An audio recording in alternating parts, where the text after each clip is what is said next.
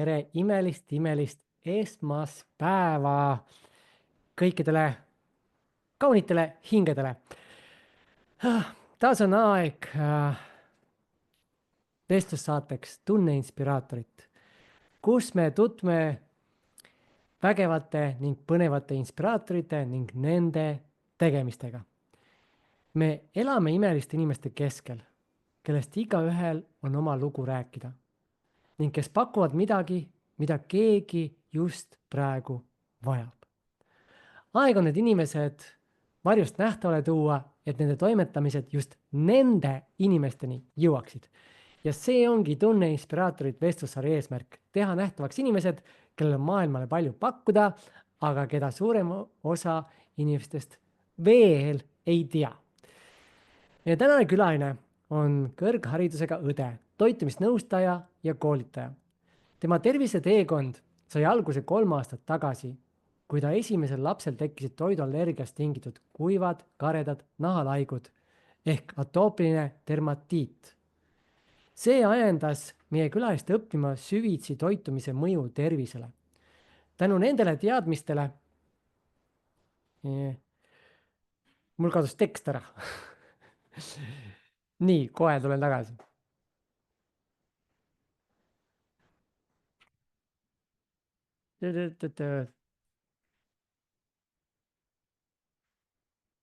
Tänu nendele teadmistele langetas ta 25 kilogrammi üleliigset kehakaalu. Ikka tuleb viperus jätta, on ju. Nii, aga vaatamata sellele, et ta oli juba lapsest saadik ning ka kogu oma täiskasvanu elu ülekaaluline, vabanes ta ülekaalust. Peale seda jäi ta ootama oma teist last, kellel esines samuti toiduallergia, allergiline koliit ehk verine väljaheide. Tänu oma varasematele teadmistele hoidis ta kontrolli all oma teise lapse allergiat ning langetas taaskord raseduse jooksul kogunenud kilod. Meie tänane külaline on inspireerinud naisi ja emasid Instagramis juba 2,5 aastat, 2,5 aastat. Tänu tema jagamistele on väga paljud naised toonud muutusi enda ja pere toidulauale ja seeläbi ka oma eludesse. Mis avastused ja teadmised need väljakutsed meie tänasele külalisele kinkisid ja kuidas ta ikka 25 ülekilost vabanes, sellele ja paljudele teistelegi põnevatele küsimustele me täna vastuseid otsimegi. Tere tulemast saatesse terviseõde Lii Juhe. Tere! Aitäh! Mul on väga hea meel siin olla. Aitäh! Yeah. No näed, tuleb mingi piperused ka ette. Mul on siin tekst tegelikult ekraani peal, sest et õppida pähe seda kogu seda tutvustust on päris keeruline. Ja siis ma läksin hiirega vastu ja tekst kadus kõik ära. See oli nii osa lahe. elust, takistused, vipertused, see on kõik osa teekonnast. See on loomulik. Just. Me põgusalt kohtusime ka enne, kui me siia laivi tulime, siis sa ütlesid, et sa pole varem podcastis kuskil käinud. Kas see on ka esimene? Instagramis sa oled nagu olnud aktiivne. Kas sa oled laive ka seal teinud?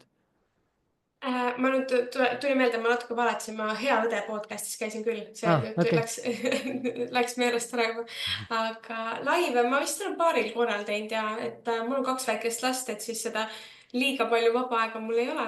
Et siis ja kuidagi ja ma ei ole osanud võib-olla laivi niimoodi minna või paaril korral koostöös kellegagi, et siis oleme teinud. Et kuidas sa täna praegusel hetkel nüüd tunned, kui me siin oleme laivis otse? No täna ma siin hetkel ei näe, vaata, kes kõik siin teised inimesed siis saaks nagu kahekesi vestlema, et Instagram laivi teha, et siis sa näed ka, kui inimesed liituvad, siis ikka natuke võib-olla võtab käe värisema, et appi, et aga siin nagu siuke sõbralik vestlus kahekesi.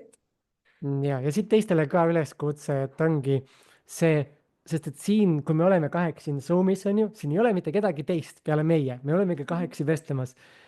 Ja kui sa jäädki selle mõtte juurde, et meil ei olegi laive, siis tegelikult me ei ole põhimõtteliselt laivis, sest sa ei tea ju. Ma võin ka vahepeal selle laivi kinni panna, et sa, nagu kuigi Zoom näitab, aga põhimõtteliselt sa ei saagi aru, et sa laivis oled, et kõik, kes veel mõtlevad ja kahtlevad, et kas tulla on ju, et appi seal laivis, me oleme kahekesi siin ja suhtleme omavahel.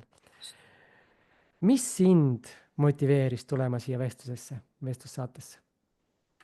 No ma võin ju teha väga head asja, aga ma ei saa teha väga head asja, kui ei ole publikut võib-olla kui ma ei tea, et ma võin siin üksi omaette teha väga head asja, aga see võib-olla ei paku seda väärtust ja kasu, kui inimesed ei tea sellest mitte midagi. Aga selleks, et inimesed teaksid minust ja sellest, kui palju väärtust ja kasu ma võin pakkuda neile, siis ma ju pean tulema enda kestast nii-öelda välja ja jagama seda kõike ja olemagi julge. mis siis, et natuke võib-olla on hirmus ja ebamugav.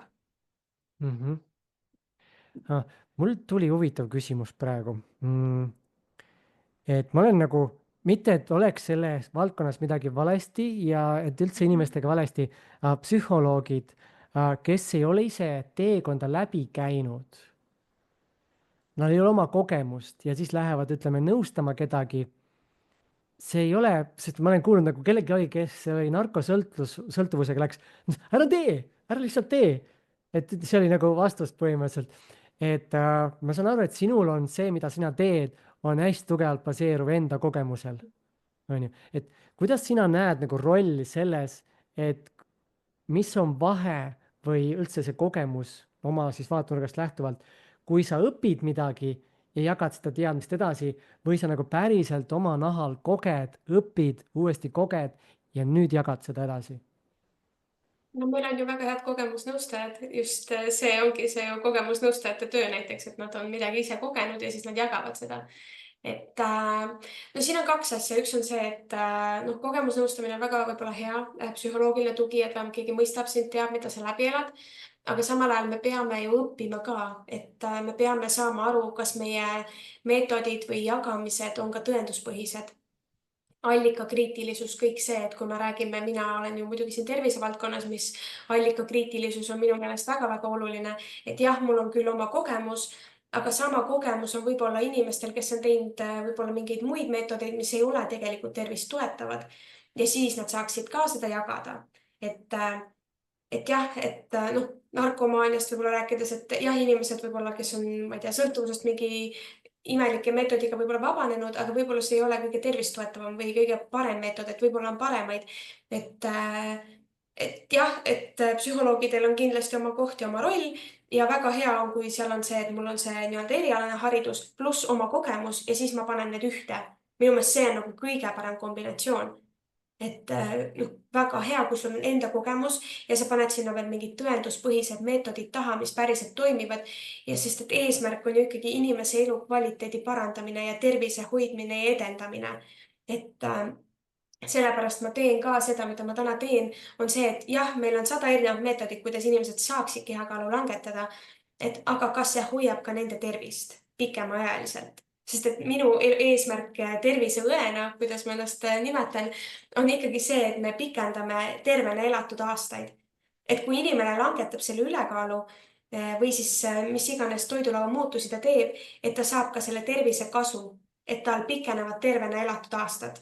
Sest me kunagi ei taha väga mõelda selle tulevikule, mis saab homme või keegi ei taha mõelda, et kunagi ma olen võib-olla pensionieas ja pean mõtlema siin, kuidas ma siis hakkama saan, keegi ei taha sellele mõelda.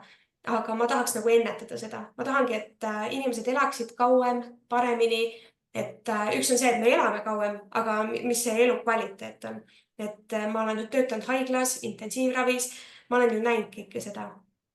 Ja ma tahangi, et inimesed oleksid päriselt elujõulised, kui me pikendame ka seda eluiga. Ma loodan, et siit. Ja tuli. Sa tõid paar huvitavat mõtet, millest ma kohe kinni haaran. Et üks on see, et on ju, ma võisin ju ise selle tulemuse saada, mis mul oli vaja, aga kui tervislik see oli. Sest üks on see, et kui see töötas, on ju, nagunii inimesed on erinevad, eriti toitumine on selline teema, kus meie kehad on niivõrd erinevad ja me ei saa võtta ühte toitumist mingisugust viisi ja kanda seda lihtsalt teisele edasi. Meie ainevahetus on erinev, juba mees ja naine näiteks hästi tugevalt ma näen, et paastumise maailmas hästi tugevalt on see mees, nagu kuidas mehed paastuvad ja siis, kui naised hakkavad samamoodi tegema, arvestamata oma tsüklit, siis võivad nagu totaalselt oma tervise tuksi keerata. Et selles suhtes, nagu nii, toome näite, et kui mina leian mingi viisi, kuidas see minu jaoks töötab, kindlasti on inimesi, kelle jaoks see samamoodi töötab, aga nüüd sa tõid välja just selle, et kas see on ka tervislik. Vaat see on hästi oluline, sest võib-olla ma sellel hetkel sain sellega hakkama, näe, see töötas, hakkan jagama, aga 3 aasta pärast on mul mingisugune näiteks luudega mingid probleemid või mis iganes see on. et siis see oli hästi huvitav ja oluline mõte, mis sa välja tõid, et tal oleks ka see jätkusuutlikkuse tõestus olema, et see, mida sa tegid, päriselt ka on pikaajaline. et see oli hästi huvitav. Ma haaran veel ühest mõttest kinni. Sa juba sissejuhatus oli see lause ja praegu sa ütlesid ka kaalu langetama, et paljud okei inimesed, kuidas? jah, nii. Et paljud inimesed, sest et kõik hakkab mentaalselt pihta, mida me endale räägime ja sellest sisekõnest hakkab pihta, kui me ütleme kaalu kaotama, mida paljud inimesed ütlevad, siis alateadvusele kaotus on negatiivne. Ja siis tekib juba see, et ma ei taha midagi kaotada ja siis imestame, miks meie kilod ei kao. Kuidas sina näed seda, kas sellepärast sa kasutad seda just sõna, jah? Ja see on väga teadlik.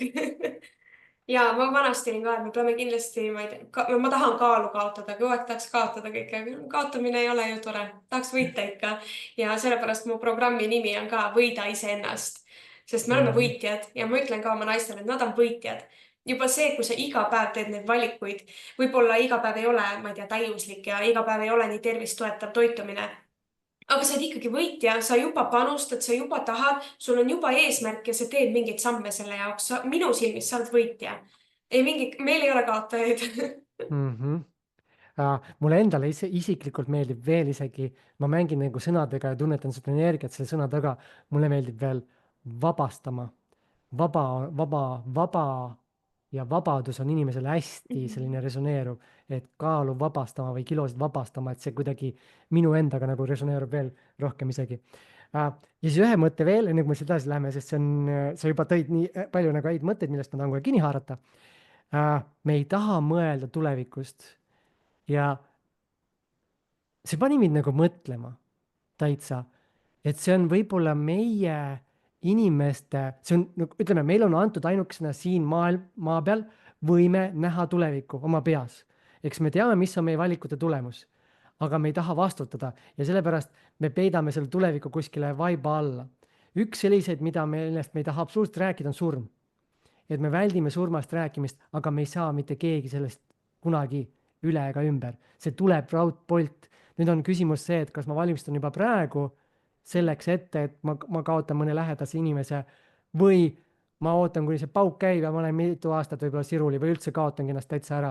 Et kui palju on neid inimesi olnud, kelle lähedane on surnud ja lähevad mõni aasta hiljem järgi, sest nad ei suuda hakkama saada lihtsalt, sest et nad ei ole mõelnud tulevikust ja tervis on samamoodi nii oluline. Et kui sa ei mõtle, mis on sinu valikud tulemus täna, siis see ongi see, kuhu sa lähed. Et aitäh nende mõtete eest. Aga läheksid siis edasi sinu teekonna juurde. Et see sai alguse 3 aastat tagasi, on ju. Kas enne seda oli sul ka mingisugune või oli see sinu jaoks selline äratuskell, et elus on midagi enamat kui lihtsalt see, nagu meil on räägitud, on ju, see, ütleme, süsteemne elu, et kool, töö, pere, pension ja nii edasi.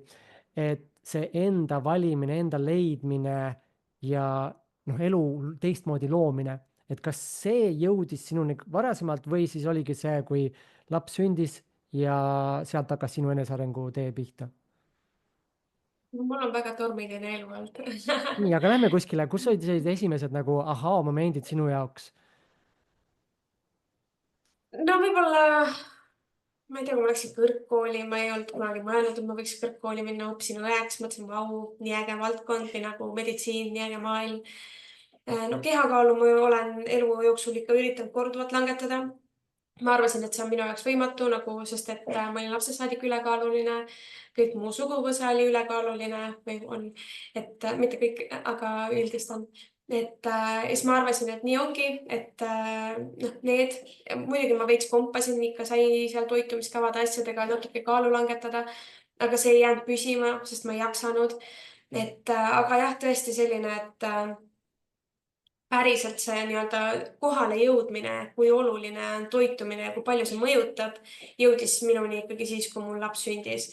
Ja võib-olla see, et ma olen selline võib-olla põikpäine veidi, et mulle öeldi küll, et toitumine ei mõjuta mitte kuidagi minu lapse seisundit või tema allergiaid, et ma võin süüa ükskõik, mida ma tahan, aga võib-olla juba see, et mulle öeldi, et ei, see juba pani mind vastu puiklema. ma olen sõnn, ma ei tea, kas see loeb. jah. et ma olin mingi, mis mõttes, ma näen küll, et seal on otsene seos, ma näen, et kui ma söön midagi, siis tal tekib allergia, see süveneb. ja siis ma läksin kohe, et kuna mul oli olemas oskus teadusartikleid lugeda ja oskus võib-olla otsida neid õigestest kohtadest, siis ma läksingi pea ees kohe otsima kõiki teadusartikleid, kõiki värsket kirjandust, mis tuli, raamatuid, mis iganes ja isegi podcast'e kuulasin. Zoe'l tuli väga head osad too hetke välja just, et mingitest munaallergiatest asjadest. et nagu võib-olla, et mul on see, et kui mulle keegi ütleb, et ma ei saa, siis võib-olla see on, saan küll. või kuidagi see ongi see jäärapäisus või sihuke põikpäisus minus, et saan küll. või et kui keegi kahtleb või ongi see, et mulle öeldi, et see ei ole võimalik. et on küll. okei, aga lähme natukene sinna tagasi ka, sa ütlesid, et sa läksid kõrgkooli meditsiini õppima. mis tõmbas sind üldse meditsiinivaldkonda? mu ämm, mu ämm on õde ja ta on erakorralises meditsiinis, kiirabis ja kuidagi tema jutud ja kuidagi lood olid nii põnevad, et ma olin mingi vau, see on küll vinge, et sihuke põnevus, sihuke, et sa saad elusid päästa, saad kasulik olla. ja muidugi seda, et see on nii nagu noh, oluline asi, et ikkagi ja meil on tegelikult tervishoiutöötajaid on vähe, et see on raske töö ja see pani mind mõtlema, et okei, et see võiks äkki mulle ka sobida, et isikuomadused on mul sellised, et mis on, et ma olen hea pingetaluvusega ja saan sellistes olukordades väga hästi hakkama.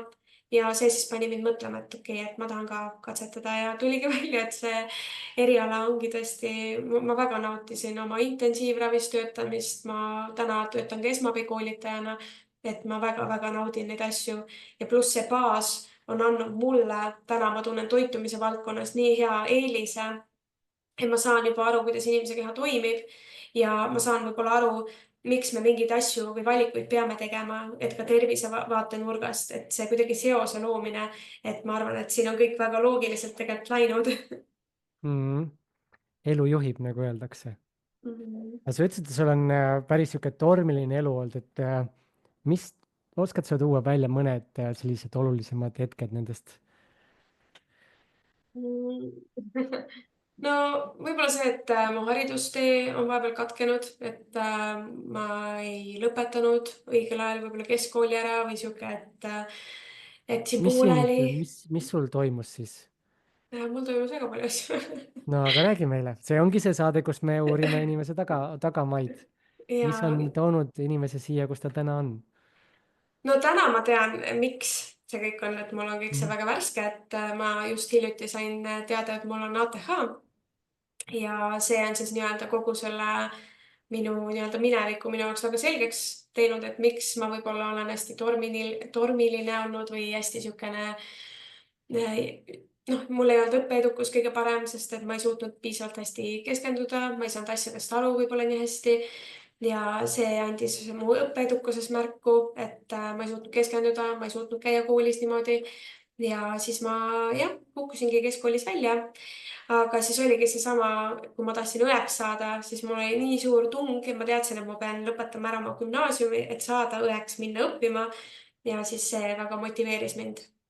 mul muidugi Mhm. abikaasa kogemata, nüüd avastasin, et mu abikaasa on olnud nagu mulle tugiisikuks, et ma oleks saanud, et ma sain õppida, et ta on aidanud mul õppida ja et aga nüüd ma nagu kuidagi nüüd saime alles aru, et vau, et sellepärast ma nagu suutsingi nagu koolid ära lõpetada, et ta on hästi palju toeks olnud, et öeldakse ka, et ATH korral, et inimene võib vajada sellist tugiisikut, kes aitab tal õppida.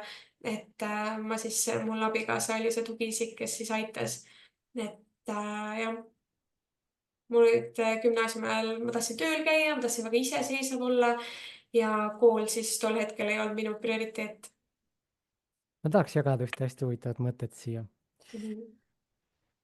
Aga enne seda, sul on praegu, nagu ma aru saan, niisugune huvitav periood elus, kus hakkavad pusletükid kokku jooksma sinu minevikust, on nii? nojah, nüüd oli küll jah. ja ma toon oma vaatenurga ATH-st lihtsalt. mis siis, kui ATH, sest et seda, mina ütlen, et see on illusioon, okei see on välja mõeldud lihtsalt diagnoos, et määrata inimesele mingisugune lihtsalt asi. mis siis, kui ATH on inimese normaalne seisund, kes ei sobitu normaalsuse kasti. Nagu ühiskonna sellesse, kuidas on. Sa pead olema koolis täpselt selline, sa pead olema 45 minutit istuma siin niimoodi ja nii edasi. Mis siis, kui see ATH ongi tegelikult inimese loomulik olemus, kus ta ongi nagu ma teen seda, mis mulle meeldib, mitte ma ei tee seda, mis mulle öeldakse, sest et sa tõid väga hea asja välja. Kui sul oli motivatsioon õppida, sa läksid ja tegid selle ära. Ennem sul ei olnud motivatsiooni. Ja ATH on inimene, kes ei allu korraldustele, vaid ta läheb oma teed.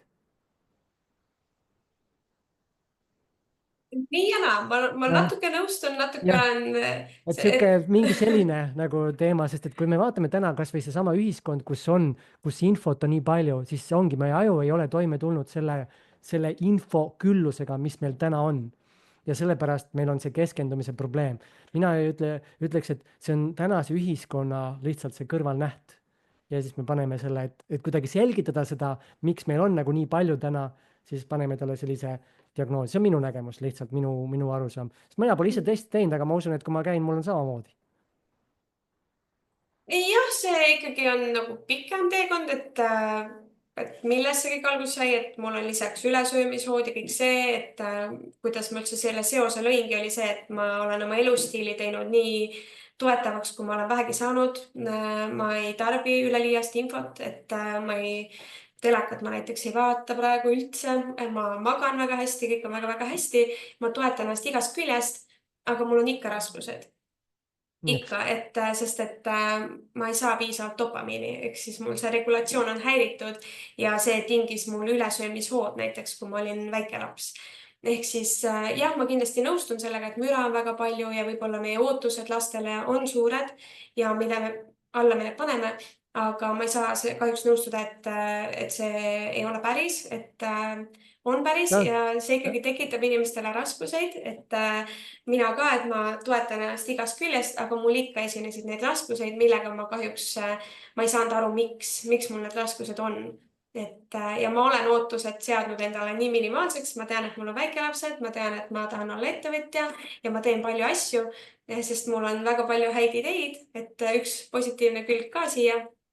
Aga jah, et mõnikord võib-olla see ikka lihtsalt see teadmine, et ma lihtsalt toimin teisiti, aitab väga palju, et ma saaksin ennast veel rohkem ja veel paremini toetada. Et see ei olegi ainult see, et mul on kindlasti mingit diagnoosi vaja või mul on mingeid ravimeid vaja, vaid lihtsalt see teadmine, kuidas ma saan ennast veel paremini toetada, et ma saaksin veel rohkem särada, on mind ennast vähemalt aidanud. see oligi, sa tegelikult tõidki selle punkti välja, et ma ei ütle, et ta on nagu illusioon, vaid et ta ei ole haigus või ütleme, selline ebanormaalsus, et me peame teda kuskil nagu kõrvale, et mis siis, kui see on nagu normaalsus. Vaat see oli see minu nagu mõte, et sest, et me olemegi inimestena võib-olla liikunud nagu natuke teisel tasandil, kui sa vaatad ringi, kui palju sellise ATH diagnoosiga täna inimesi on ju. Ma ei oska öelda. No, sest ma kuulen, mul on nii palju tutvusringkonnas, kes ütlevad, et näe, mul on ATH, mul on ATH, mul on ATH, see tuleb nagu igalt poolt aknast ja uksest. Et ma suhtlen päris paljude inimestega ja seda tuleb nagu nii palju sisse. Ja siis sealt mul tekibki see, et miks varem seda ei olnud ja kus nüüd, et siis hakkasingi mõtlema, et aga see ongi, ta ei ole mitte nagu kõrvalekalle, vaid see ongi normaalsus lihtsalt natuke teistsugune. Ja sa ütlesid väga hästi, et kui saad aru, on ju, et ma olengi nagu natuke teistsugune ja kui ma mõistan seda ja mõtlen selle omaks, ma ei tee ennast valeks, siis ma saangi siin väga hästi hakkama. No kindlasti ATH jooni on meis kõigis, eks ole, et aga on ka see, et kuidas sa ennast toetad, kas sa siis soodustad seda ärevust ja võib-olla niisugust impulsiivset käitumist. Näiteks ongi see telefonisõltuvused, meediamüra, eks ole, et kui me need kõik asjad loome toetavaks, siis enamus inimesed ikkagi saavad selle rahu, eks ole, et nemad saavad siis selle heaolu ja nendel need kaebused kaovad, ehk siis võib-olla neid sümptomeid esineb nii palju, sest et see elustiil lihtsalt kahjuks ei Just, see toeta. oligi see, mis ma Just, nagu et öelda kui me tahtsin. teame ka, et lastel need sünteetilised värvained tekitavad ka käitumishäired, eks ole, aga me ei saa kohe öelda, et neil on ATH, vaid lihtsalt neil on sellest toidust tingitud reaktsioon. Et see ei tähenda seda, et neil on kohe siis aju eripära, vaid ongi see, et meie keskkond võib siis võib-olla tekitada illusiooni või tunde, eks ole, et meil on kõigil see. Üks asi, ma tahaks ühte teemat veel puudutada, sa ütlesid, et sa proovisid varasemalt kaalu langetada, on ju, ja vabastada, aga see ei õnnestunud, sest sul oli keskkonnas inimesed, kes olid ülekaalulised ja sinu jaoks oligi see nagu normaalsus ja mõtlesid, et see ongi normaalne. ehk siis tegelikult sa võtsid vastu, tuleme ka lihtsalt korra kaasa, siis ma tahan teada nagu, mis sa pärast tegid teistmoodi, et kuidas sa pärast selle tulemuse saavutasid. et sa võtsid vastu selle identiteedi, et näe, nii ongi, et see ongi normaalsus, nii on. ja nüüd hiljem, sa mainisid ka siin korra, et kui mulle öeldakse midagi, ma olen vastupidi. et tegelikult seal sa leppisid sellega, vaata kui öeldi, et näed, nagu sa võtsid vastu selle otsuse, on ju, või selle identiteedi, et ma olen ülekaaluline, nii on. ja nüüd mingi hetk sa tegid nagu mis mõttes? et räägi natuke sellest protsessist enda sees, et mis aitas sul see tulemus luua, sest midagi sa pidid siin tegema teistmoodi võrreldes selle varasemaga. kui saad aru mu küsimusest? ja no selles suhtes, et jah, ma varasemalt proovisin kilokaloreid lugeda, trenni teha, ma proovisin ikkagi ja ma tahtsin muuta ennast ja ma saavutasin selles suhtes, ma ikkagi langetasin kehakaalu, aga see tuli tagasi kohe, kui ma nii-öelda lasin lõdvaks, kui ma enam ei viitsinud käia nii palju trennis või ma ei viitsinud enam toitu kaaluda. et aga see sihuke klõps käis siis ära, kui ma ei teinud seda enda pärast. sest et ma sel hetkel võib-olla see enesearmastus ei olnud nii suur, see motivatsioon enda pärast asju teha ei olnud nii suur, aga ma teadsin, et see on vajalik, et mu lapsel oleks hea. ja oma laste pärast, et ma ikkagi mõtlesin enne, kui ma lapse üldse sain, et kui ma ikkagi otsustan, et ma saan oma lapsed, et või noh, jäin oma esimest last ootama, siis minu mõte oli see, et ma annan talle võimalikult hea stardi elus. Ma teen kõik endast oleneva, et temal oleks võimalikult hea lapsepõlv ja hea elu, et ta saaks elada hästi ja ta tunda, et tema vaimne tervis ja füüsiline tervis oleks nii hea kui võimalik, et mina omalt poolt annan kõik. Ja kui oligi see, et ma nägin, et tal olid allergiad, siis ma pidin aru saama, miks, mida mina saan enda poolt teha, et toetada tema tervist maksimaalselt. Sest kui atoopilise dermatiidiga me ei tegele, me lasemegi nendel löövetel lihtsalt olla, siis see võib muutuda astmaks. Ma ei tahtnud, et lapsel areneks astma. Muidugi ma ei ütle, et kes ei tegele sellega, et siis on halvasti, ei ole. Aga mina enda poolt tahtsin teha nii palju kui võimalik. Ja seepärast ma hakkasin lugema, mis siis soodustab, mida ma teha saan, suulestiku tervis, mikrobiom, kuidas ma seda saan toetada. Siis samal ajal ma vaikselt liitusin ikkagi, läksin oma kilokalorite peale, ma tundsin, et ma pean kuidagi ennast ka toetama, sest ma lugesin, et ma olin imetav ema, eks ole, et imetava emana ma pean enda tervist toetama, et ma saaksin toetada oma lapse tervist. Sealt tuli siis see motivatsioon, et hästi, ma pean hakkama endale keskenduma, mis ma teha saan. Algul ei osanud kuskilt jälle alustada, hakkasin jälle kilokaloreid lugema, eks ole. See oli see vanad hea tuttav, et millega siis toetada. Sealt kõrvalt ma ikkagi lugesin erinevaid raamatuid, lugesin teadusartikleid ja avastasin, et võib-olla kilokalorid ei olegi olulisem, soolestiku tervis, veresuhkru tasakaal, hästi, kuidas ma neid saan, on ju. Et see motivatsioon tuli sellest, et ma pean oma last aitama. Ja siis, kui ma sain aru, et hästi, et selleks, et oma last aidata, ma pean enne ise ennast aitama. Ja nüüd ma olen ka saanud aru, et ma ei saa muuta teisi, ma saan muuta ainult iseennast. Ja nüüd ka võib-olla olen tahtnud rohkem, et oma pere tervislikult toitumaks, võib-olla oma abikaasa toidulauda muuta. Aga ma olen näinud, et see ei toimi, kui ma ütlen, et näpuga viibutan, et söö tervislikult, vaid ongi see, et ma muudan iseennast. Ja tänu sellele ma inspireerin teisi võib-olla ka enda toidulauda muutma sellega, et nad näevad, et Lii tunneb ennast nii hästi, ma tahan ka. Ja tänu sellele ma olen inspireerinud juba Instagramis inimesi, juba oma abikaasa, juba teeb tervislikumaid valikuid. Mitte küll 100%, aga tead enamus ajast ja see on juba minu jaoks väga hea. Ma olen rahul sellega. Mulle meeldib siin see näide alati, mida ma ise toon, et ole küünal, sest et küünal saab süüdata 1000 teist küünalt kaotamata grammigi endas ära.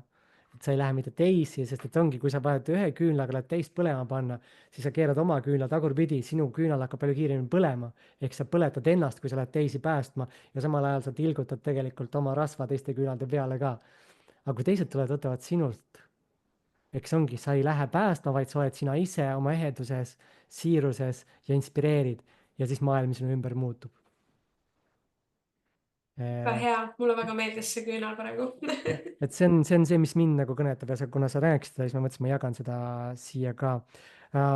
Ehk siis sa said omale hästi tugeva miksi, võiks öelda, see oli see, mis aitas sul seda rada minna, onju. Korra puudutaks ühte huvitavat teemat, sest ma tean, et vähemalt jälle ma jagan enda nägemust ja sa saad vastu peegeldada, et noh, paljud räägivad, et kalorid sisse, kalorid välja, et see on nagu alus. Mina tahaks öelda selle nagu pullikaka selle kohta, sest et on väga suur vahe, millest need kalorid tulevad, sest et iga toitaine käitub sul kehas erinevalt, mõni talletub, kui ma panen näiteks rasvad ja vesikud kokku, see on hoopis ühtemoodi kehas, kui näiteks ma panen proteiinid ja rasvad kokku või proteiinid ja vesikud, et kõik mängib omamoodi rolli. Et see ei tähenda, et kui ma loen kaloreid, siis on kõik korras. No kuidas sina näed, sa ütlesid ka, et hakkasid kalorid lugema ja tegelikult nagu ei toiminud. Aga räägi natuke sellest, et miks see tegelikult siis ei ole see, et kalorid on olulised, vaid tegelikult see, mida sa sööd. jah, me ei ole ju need põletusahjud, alustaks baasist, eks ole. et jah, ma just lugesin ka ühte Why Calories Don't Matter raamatut, et kuidas see üldse alguse sai või miks me hakkasime kilokaloreid lugema, oligi põllumajandusest, et palju loomadele on vaja sööta anda ja siis sellest väljaheitest mõõdeti ja avastati, et oo, need on samad, eks ole, ja sealt tuli see kilokalorite teooria. Et aga noh, kui mina võin muidugi naise kontekstist rääkida, et meil on juba isud tsüklifaasides muutuvad. Ehk siis me ei saa eeldada, et ahah, ma vajan päevas 2000 kilokalorit, iga päev on sama näiteks.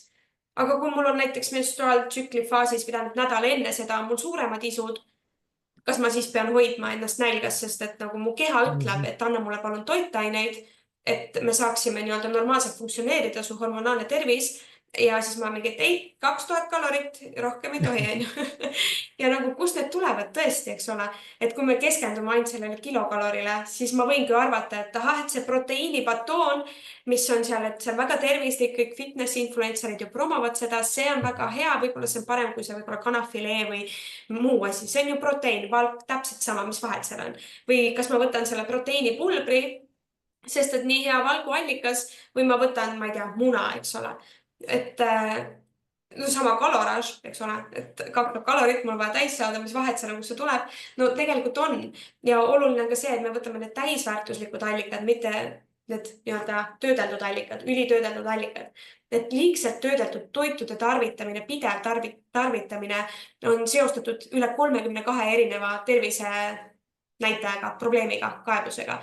Et see tuli 2024 tuli veebruaris suur süstemaatiline katusülevaade tuli välja, mis on siis nii-öelda kõikide ülevaade, eks ole. Et kõige tõenduspõhisem teadusartikkel ja oligi kõik need ultratöödeldud, liigselt töödeldud toidud, et need kõik tekitavad tervisekaebuseid ja kõik need proteiinibatoonid, need on kõik ka liigselt töödeldud toidud. Aga me millegipärast paneme sinna tervise sildi külge kohe, kui on tegemist fitnessiga. Ja kui ma tegin alles pakendite lugemise veebiseminari, panin sisse Prisma e-poodi tervislik ja seal tuli batoon tervislik vahepala. Esimene koostisosa oli glükoosi fruktoosi siirup. Nagu, kui me peame pakendile panema 10 erinevat märki, et see on väga hea kiudainete allikas, väga hea valguallikas, eriti tervislik, mida rohkem on seal neid sloganeid, eks ole, neid märksõnu, et nii tervislik. No ma garanteerin, seda vähem tervislikum ta on. Nagu hematogeen, ma arvasin aastaid, et jube hea rauaallikas, eks ole. Esimene koostisosa on suhkur. Et võib-olla ma söön selle veisemaksa hoopis ära. Väga hea rauaallikas, kui mul on rauavaegusaneemia näiteks. Versus see hematogeen, mida me siis promome ja ütleme, et see on tervislik. Et väga oluline on see, kust need toitained tulevad. Oluline on ka see, et kui me räägime kehakaalu langetamisest, see toidu töötlemine, need smuutid. No võib-olla see ei ole, kui sa oled ikkagi ka võib-olla ikkagi suures ülekaalus rasvunud. Võib-olla need smuutid ei ole kõige paremad sulle, sest et sul kaob ära mälumisprotsess. No suu arengust ma ei hakka üldse rääkima, et me peame toortoitu, me peame mäluma, hambad, suu tervis, eks ole, luu, kõik see.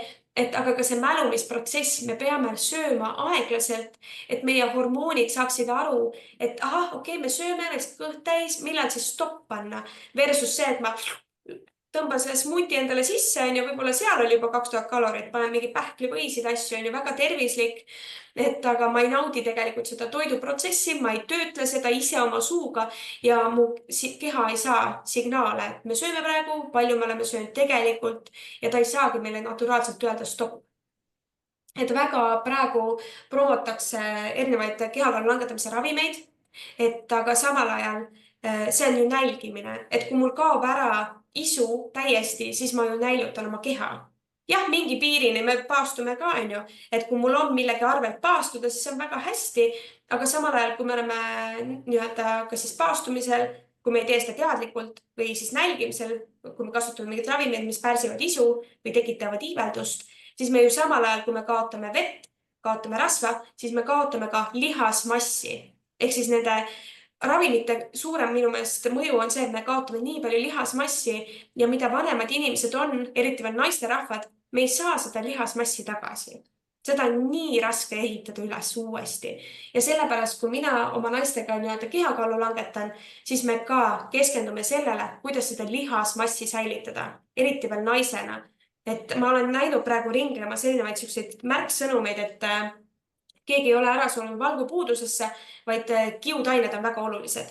Et jämesoole vähk, kõik see, jah, kiudained on üliolulised, aga kui me räägime naistest, me räägime luude hõrenemisest, reieluu kaelamurrud, kuidas need viivad inimesed hooldekodusse, kuidas naised ei saa liikuma pärast elukvaliteet, põhimõtteliselt kõik. Et siis valgu tarbimine piisav on oluline, lihaste säilitamine on ülioluline, eriti veel naiste vaatepunktist, sest et peale menopausi, me peame lihtsalt säilitama seda, mis meil on, võimalusel ka kasvatama. Aga kui me ei tee seda teadlikult, siis jah, kahjuks meie enda tervis halveneb. Sa tõid nii palju häid mõtteid, ma vaatan, kus ma siit kätte saan. See teema läheb meil juba nii põnevaks ja sügavaks. No toitumisteema on üldse ja samas toitumisteema on ka ohtlik teema, kui sa sõna võtad, sest see on nii, esiteks ta on nii lai, teiseks ongi ta nii individuaalne. Et igale ühele ka piirkonniti inimesed söövad erinevalt, et me ei saa võtta seda toitumiskava, mis jaapanlased söövad, on ju, no eskimod võtame, nad söövad ainult hülgeliha, on ju põhimõtteliselt. Me ei saa võtta sama asja siia eurooplasena vastu, et seal on nii palju nüansse, mis mängivad rolli. Aga ma tahan mingid asjad siit ikkagi korraks välja noppida, et sa ütlesid, et glükoosi ja fruktoosi siirup, see on üks esimesi asju, mida mina jälgin. No lisaks muidugi need kunstlikud muud asjad seal, need on veel hullemad. Sest et fruktoos, see kunstlik fruktoos on kordades hullem, kui on see suhkur. Ja kui seal fruktoosi siirup on sees, mul on kohe kõrvale kohe. Et see on esimene asi. Siis mis on, kuidas? Väga tubli. Siis on, mis on veel, kus inimesed lähevad alt on, kui pannakse peale vegan, siis on kohe tervislik. Võtad lahti, vaatad jälle. Issand, mis seal kõik sees on ju. Ja üks asi, mis mind ennast natukene niimoodi käima jääb, on stevia pulber. Sa vaatad sisu, 0,1% on stevia glükosiid ja siis ülejäänud on mingisugune jama. See on nagu, come on, mida te müüte? Nagu päriselt. Ja tulles veel selle lihaste juurde, et ma räägin alati, kui läheb asi nagu kuidagi tervise peale, ütlen, et jõutreening on sinu elu kõige odavam elukindlustus. Ja sellepärast, et sa elaksid võimalikult kaua tervete liigestega, tervete kontidega, sest et kui sul raskust ei ole, esiteks lihased lähevad väiksemaks ja luu hõreneb ka, sest ta ei saa koormust. Ja siis ongi, kukud ja oledki juba katki. Teine ajab, kukub ja klopib puhtaks ja jookseb edasi, on ju. Et seal on see erinevus. Ma tahan ühte huvitavat teemat puudutada lihtsalt, mis on sinu vaatenurk? Proteiin on ju vajalik, kaltsium on vajalik, aga lehmapiim? Jah, lehmapiim on siuke väga suur teema, et oleneb, ma ise tarbin hapendatud piimatooteid pigem, või hetkel momendil ei tarbi üldse, et kuna mu lapsel on toiduallergia, et aga pigem siis hapendatud piimatooted mina soovitan, kõike mõõdukalt, et võimalus muidugi mahe, et vältida siis neid, ma ei tea, antibiootikume, kõike seda. No toorpiima osas on ka jällegi siuke so-so on ju, et kuna puukborrelioosi oht, et seal on ka, ma tean, et on neid koolkondi, kes soovitavad, aga võib-olla Eestis see ei ole nii levinud, aga ikkagi, et kui toorpiima tarbida, siis võib saada puukborrelioosi ikkagi, et see on ka paha haigus. aga kuidas on seos piima ja luu hõrenemistega? Oled sa seda kohta uurinud? Ei ole, ma ei oska öelda, et ärme et siia täna sisse minema hakata, aga uuri. et okei. see on selles suhtes üks hästi suuri, ütleme, valesid, sest et lehmapiim ei ole mõeldud inimesele tegelikult. ja on nii palju nagu uuringuid tehtud, seda on muidugi, sest piimatööstus on nii suur tööstus, et siis mis mõttes ei ole hea, on ju. et on tugev seos luude hõrenemise ja piima vahel, sest et sealt just see kaltsium viiakse välja, et ta peaks kaltsiumit saama, aga seal on mingid koostised, need protsessid, mis tegelikult hõrendavad luusid. aga täna ei hakka siia sisse minema, kui sa ei ole ise uurinud ka, siis lihtsalt pärast ei. võid uurida, vaata, sellest ma mõtlesin, et kui palju sa nagu Mhm. sellest tead. aga lähme natukene sinu loo juurde siis edasi, sest meil on juba, näen, 40 minutit juba läinud, läheb nii kiiresti siin. ehk siis teeme siia kiire lõpu. Mis on sinu elus muutunud peale seda, kui sa hakkasid teadlikult toituma? sa võid võtta näiteks energia koha pealt, on ju, et mis on sinus toimunud, kuidas on mõjutanud see erinevaid eluvaldkondi ja üldse elukvaliteeti?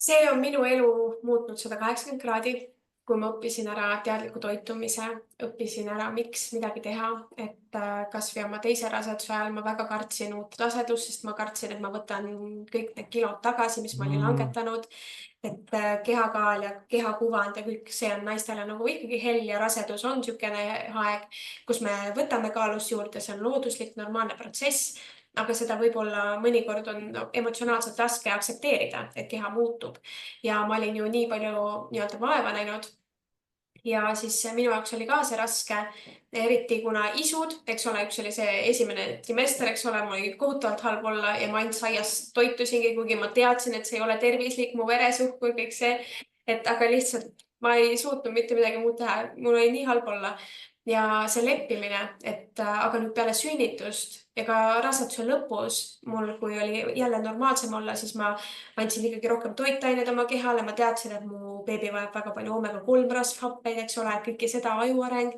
et juba see teadmine, kuidas ma saan ennast toetada raseduse ajal, see teadmine, kuidas ma saan toetada ennast sünnitusjärgselt ja need teadmised nüüd täna annavad mulle selle enesekindluse, et ma saan tagasi sellesse punkti ja veel paremasse vormi, kui ma enne olin. Et ma saan nii-öelda kergusega nautida normaalkaalu, millest ma kunagi võib-olla ainult und nägin. Ja tänu läbi sellele, et ma muutsin enda elustiili, enda toitumist, tänu sellele ma teen tööd, millest ma oleks võinud ainult und näha. Eks ole, ma saan inspireerida teisi, ma saan toetada teisi, ma olen sotsiaalmeedias, ma ei julgenud isegi enda isiklikul kontol panna mingeid postitusi üles, see tundus minu jaoks, mis keegi ei taha nagunii näha mind, et mis mina ikka postitan siin, eks ole. Ja nüüd ma jagan seda, jagan oma tuttavatele, jagan oma võõrastele inimestele, võib-olla isegi rohkem avatumalt, kui võib-olla oleks mõistlik. et aga selline läbipaistvus ja ausus ja jah, tõesti, et see väike asi, et sa mõtled küll, mida see võib anda inimesele. See võib anda kõike. Ehk siis tänu sellele ma julgesin alustada ettevõtlusega. Ma hakkasin üldse esmabikoolitusi tegema. Tänu sellele ma hakkasin oma toitumisloenguid tegema, programmi, eks ole, seal koolitama, veebiseminare, kõiki neid asju, millest ma tõesti, ma ei oleks osanud unistadagi. ja mõtle nüüd lihtsalt korraks, kui sul ei oleks lapsel seda probleemi olnud, on ju, milline kingitus tegelikult? see Ma olen, alguses, ma olen, et alguses, kui sa nägid, et lapsel on see probleem, on ju, siis on esimesed mõtted, miks mina, miks see juhtub, on ju, nii edasi. ja kui sa nüüd täna tagasi vaatad ja see, mis sa praegu jagasid, mis on aidanud see sul luua ja kui suurt muutust sa ka enda ümber teed, siis see laps oli nagu suurim kingitus, võiks öelda, et ta tuli selle nii-öelda kõrvalekaldega läbi sinu. ja on küll, me oleme ka abikaasaga ikka arutanud, et vau, et milline inimene ma nüüd täna olen, et tema ju võttis mu naiseks enne, kui kogu muutus toimus. Et ja tõesti, et meie lapsed on tõesti, mul naabrinaine ütles ka, et lapsed tulevad, et meid õpetada jah, ja nii on, tõesti nii on. nii äge. Ja natuke nüüd sinu tegemistest ka, siis mis sa siis täpsemalt, mis on see, mida sa pakud või teed? Mhm. No nagu ma ütlesin, siis põhiline valdkond on hetkel toitumise valdkond. Kõrvale ma teen esmaabikoolitusi. Esmalt fookus on hetkel väikelapse esmaabil, kuna mul endal lapsed väiksed, siis see on minu jaoks võib-olla oluline teema ja asjakohane, teemakohane. Lisaks siis Instagramis olen olemas, seal ma jagan toitumist, tervist, kõike seda poolt tõenduspõhiselt, baseerun siis enamasti ikkagi teadusartiklitel, ja just sellele tervisel, et kui me teeme mingeid asju, siis tervis oleks see fookus, mitte kiired tulemused, mitte kiired lahendused, vaid tervis. Lisaks teen ka tervisekoolitusi, et mind saab kutsuda koolitama kas või ettevõtetesse, teeme mingeid veebiseminare, külalisesineja mingid programmides ja kõiki neid asju ma olen rõõmuga nõus tegema ja juba täna ka teen. Et selles osas kindlasti tahangi olla niisugune usaldusväärne teejuht võib-olla, et kuidas siis päriselt teha neid valikuid, sest et enamasti naised ja emad ei taha neid valikuid teha, sest nad arvavad, et see võtab nii palju aega, mul ei ole jaksu, mul ei ole energiat, on ju, mul ka niigi lapsed on ju, et ei jõua, et aga kui tegelikult, kui lihtsad need muutused võivad olla, et ja seda kõike ma teengi. Ma tahaks siia selle sinu jutu juurde tuua ühe mõtte, jälle on see liitintress. Oled sa vist lauset kuulnud? No Tavaliselt ikka räägitakse see investeerimine. investeeringute juures, aga tegelikult see kehtib ka meie harjumuste juures. Et harjumuste juures on samamoodi, et üks muutus, sa teed ühe muutuse, väikese muutuse oma elus, aga kui sa hakkad seda järjepidevalt tegema, sul loob meeletult suure lõpptulemuse. Ja samamoodi, kui sa lased midagi õrnalt käest ära, läheb normaalselt ja siis, kui põhja hakkab minema, siis läheb. Et nagu ütlesid, et see ei ole üldse raske, just sellepärast ongi raske, sa tahad korraga nii suurt ampsu võtta. Aga kui sa teed ühe muutuse, kas või näiteks, kui me hakkame siin rääkima, võta suhkur näiteks korraks, mingiks ajaks välja, vaata, mis juhtub, on ju. Ei ole palju, võib-olla see on liiga palju, võta siis suhkur 2 päeva, ära söö suhkurt, on ju, mingi selline näide. Ja siis vaata, mis hakkab juhtuma, et ükskõik kui väike see muutus on, kui sa teed natukenegi teistmoodi, siis see lõpptulemusel annab väga suure tulemuse. No ma olen avastanud, et töötab paremini kui see, kui me hakkame lisama asju, kui see, et võta ära, siis ma jälle jään millestki ilma, mis mõttes Jah. ma ei või oma suhkurt või küll, et mina pigem innustan lisama asju enda toidulauale, enne kui me midagi üldse ära võtame, sest kui me lisame nii palju häid asju, siis need muud asjad lihtsalt kaovad ära vaikselt, ei saa arugi, tead. See oli väga hea, aitäh, et sa jagasid. Kas sa teed ka üks-ühele tööd, aitad sa inimesi ka üks-ühele? Ma teeks seda hea meelega rohkem, aga hetkel, kuna mu aeg on hästi piiratud väikelaste kõrvalt, siis ma hetkel olen oma fookuse pannud enda programmidele, et mul on hetkel 2 kehakaalu langetamise programmi käimas, et 2 grupi naistega, siis ongi, et on see kogukonnatunnetus, kambavaim, eks ma panen sinna väljakutsed juurde, seda võitlushimu, eks ole, auhinnad, et ikkagi sütitada seda, teeme ära. Ja see kestab ka 12 nädalat programm ja mõte ongi teadlikult valitud 12 nädalat, et selle ajaga me saame harjumuse kinnistatud. Ja me võtamegi kõik see minimaalselt, mis on see minimaalne, mida ma saan teha, kinnistada, et see tooks mulle need suured tulemused. Sest tegelikult me ei vaja üldse palju asju. Ma lähekski kohe siis selle sama, kuna see on see, mida sa nagu tegelikult teed ja mida sa sooviksid jagada, on ju, siis ma küsiks 2 küsimust siia. Kes on sinu ideaalne sihtgrupp, ehk siis kes on see ideaalne klient, kuidas ta tunneb ära, mis on need sümptomid, et nüüd ma pean tulema, saan Lii juurest nagu täpselt selle, mis vaja, ehk siis kus on ta praegu ja nüüd on see, kuhu sa aitad tal 12 nädalaga jõuda, et need 2 asja. No minu klient on tavaliselt naine, kes tahab langetada kehakaalu, ta ei ole võib-olla rahul oma numbriga, kes on kaalul. Osta uus kaal. Osta uus kaal, tõesti. Ja see on ka see, millega me tegeleme, et number ei määra, see number käib üles-alla, mul endalgi, tead, märtsikuus langust ei toimunud, hoopis tõusis, eks ole, et aga mis siis, see kaal käibki niimoodi, see on okei. Et mida me tegelikult tahame? Me tahame ju tegelikult paremat kehakompositsiooni, eks ole. Me tahame säilitada lihasmassi, kui me teeme trenni, siis see kaal võib kõikuda, et ka selle arusaamine, et sellega me tegeleme. Ehk siis tavaliselt tuleb minu juurde naised, kes on juba proovinud enamus asju ja nad saavad aru, et need ei toimi. Või siis nad on aastaid lugenud kilokalorid, et said aru, et okei, mu vaimne tervis lihtsalt on nii pekkis tänu sellele. Või siis nad on lugenud kilokalorid, nad on langetanud kehakaalu ja siis üks hetk hakkab tõusma. Tee, mis tahad, kaalu palju tahad, hakkab tõusma. sellised on minu naised, kes minu juurde pöörduvad tavaliselt, kellega ja kui on, ongi see, et ma ise kõige rohkem samastun nende naistega, kes ongi terve elu võib-olla oma ülekaaluga hädas olnud. Nad arvavadki, et ainuke variant kehakaalu langetada on kas siis ravimid või kaalukirurgia, sest need on kaks asja. Minu ajal õnneks ravimeid ei olnud. Ma arvasin, et ainus võimalus, kuidas mina kaalu langetan, on see, kui ma pean minema maavähendusoperatsioonile. Tänu jumalale, mul sel hetkel raha ei olnud. Seda ma ei teinud ja sain muud viisi. Et ma olen tänulik selle eest. Ja 12 nädalat on mul läks nüüd ära. Et sihtgrupp ja Ja mis see tulemus on, kuhu sa nüüd? tulemus ongi see vabadus. Vabaduseni nii. See ongi see, et kui programm saab läbi, sul on alati need põhitõed, mida sa pead jälgima. Võib-olla see vabadus mitte olla kinni mingis täiuslikkuses. Kõik või mitte midagi mõtteviisis. Et kui ma nüüd 100% korralikult ei söö, kui ma nüüd homme sõin selle või täna sõin mingi koogiviilu, siis on nüüd on kõik. Et sellest vabadus, ma pakun vabadust. Ma jagan ühe laheda mõtte siia, vaata, võib-olla saad seda kasutada oma tegemistes ka, sest see on lihtsalt nii geniaalne, et see läheb sellega kokku, et kui ma fail isin, et kuidas ma siis käitun. Et näiteks ma olin lubanud, et ma midagi ei söö, on ju, ja siis pitsa, võtsin ühe viilu ja ütlesin, no kurat, kui üks vitsaviil läks, ma söön siis ülejäänud pitsa ka. Ja näide on see, et sa sõidad autoga, läheb tee peal rehv katki, lähed välja. No kurat, üks rehv läks, ma löön teised 3 ka läbi. Just. See on see, kuidas me inimestena käitume, et kas sa peatad nüüd ennast sellega, et nii läks, okei, ma rohkem ei tee, või ma tõesti võtangi nagu noa kätte ja löön 3 järgmist rehvi ka läbi, mis on ju niimoodi vaadates nii absurdne ju. Aga me käitume nii ja ma olen isegi nii käitunud. Ja, et aga ongi, mind ennast aitas see sama mõte nagu hästi, siis ma suudan panna, et okei, näe, läks nii, aga ma ei pea ülejäänud rehve katki. Et see ei ole ka selles suhtes niimoodi, et ütleme ühe päeva või ühe hetke, vaid ongi, et üks päev läks, näiteks nädala lõpuni on 3 päeva aega, siis mõtled, alustaks järgmisest nädalast uuesti, on ju. Et kui juba see nädal läks, siis lähme nii ja siis on, oota, mul on võimalik hommikul nagu uuesti valida. Ma ei pea teisi rehve läbi lööma.